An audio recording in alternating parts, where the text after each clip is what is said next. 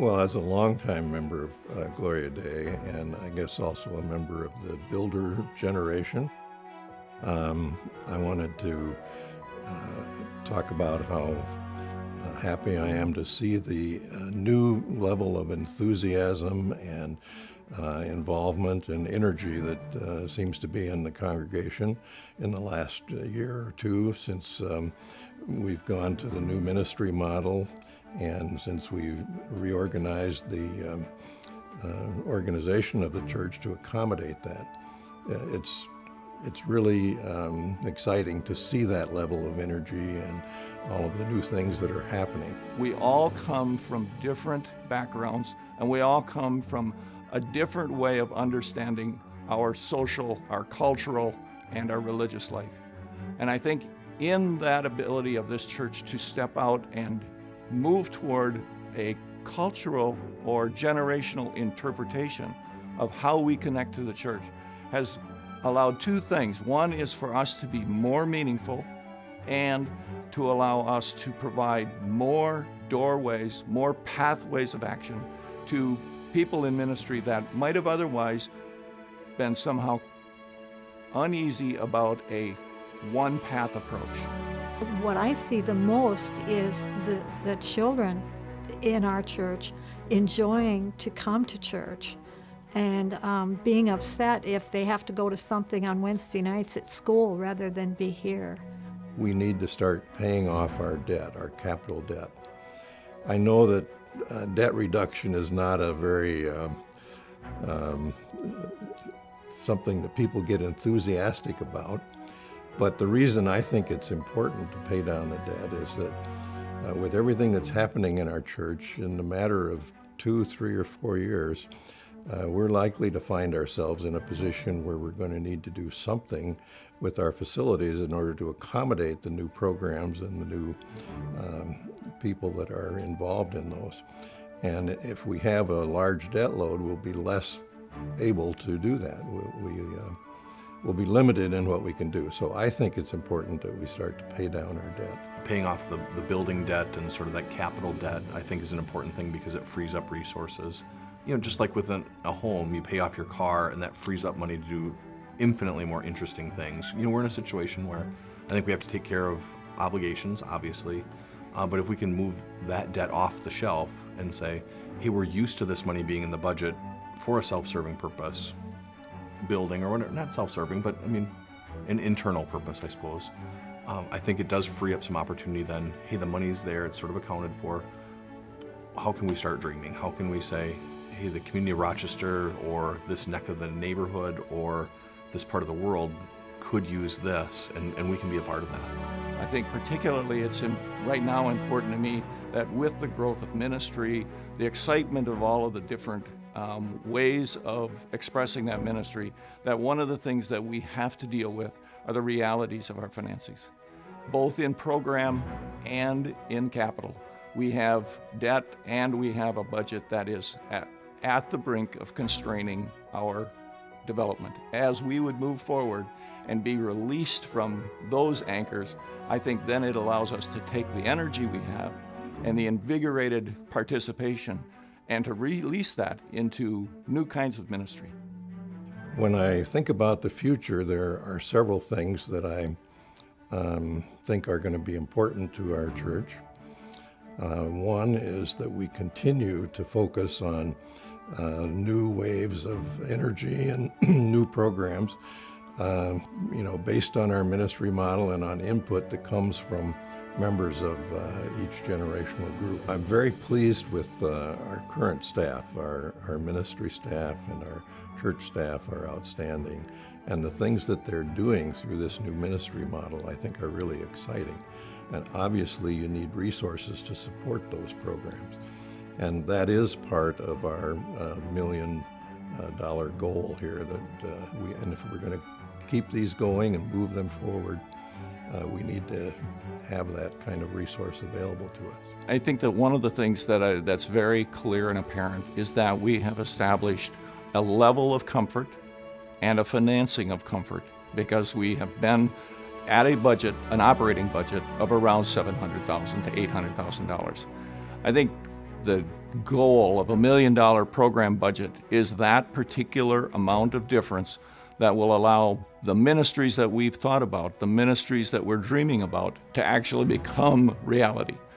The ability of somebody to actually give the water to a plant that wants to grow is a powerful thing, and I think that's the idea here, is for us to step out of maybe some comfort that we've had for the last couple of years and to move forward on into doing new things, and to do that by putting additional money into the program part of the budget.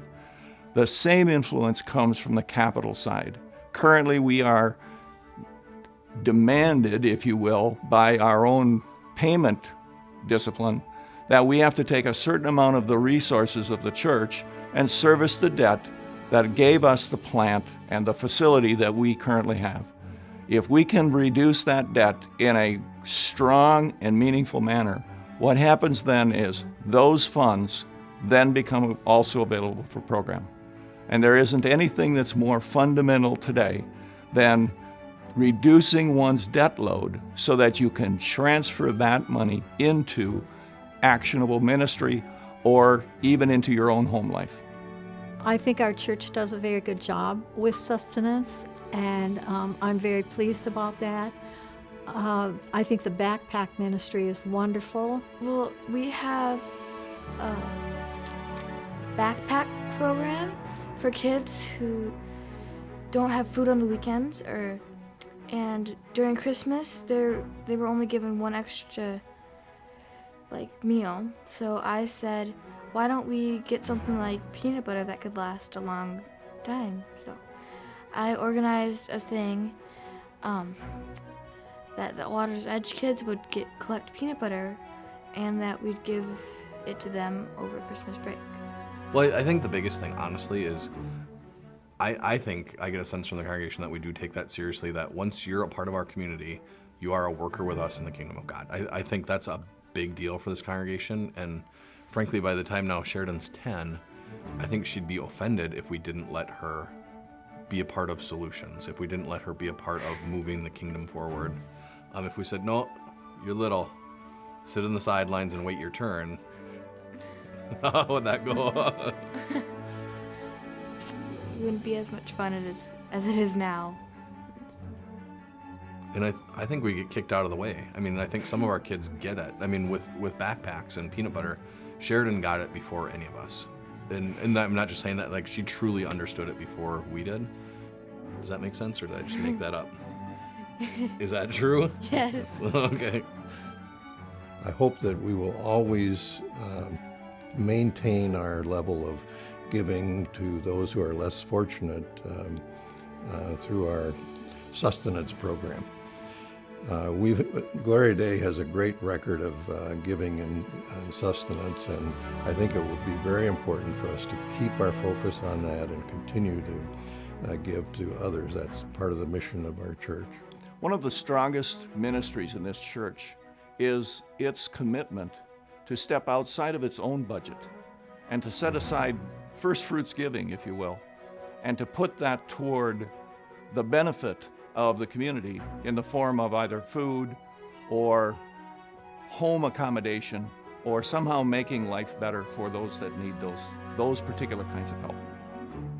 We do that through sustenance giving here, and that's an area that you choose separately to add funds to and to give to. And it's a way of you expressing the ministry of the church, but to do it directly and specifically for the benefit and benevolence of those people that need it. Honestly, I think sustenance is one of those things that we almost lose track of what a big deal it is when you start looking at the reach of that, whether it be literally across the street at Washington School or around the world in places like Tanzania or other parts of sub-Saharan Africa, earthquake relief. You know, we really have a built-in mechanism to be that good neighbor, and I think we lose track of it. And not that you want to be proud and boastful about it, but it is a unique thing that we do and we've done for a long time, and it's helped us, I think, share Christ in ways that we wouldn't have been able to do if it came down to we're putting out fires or something just came up.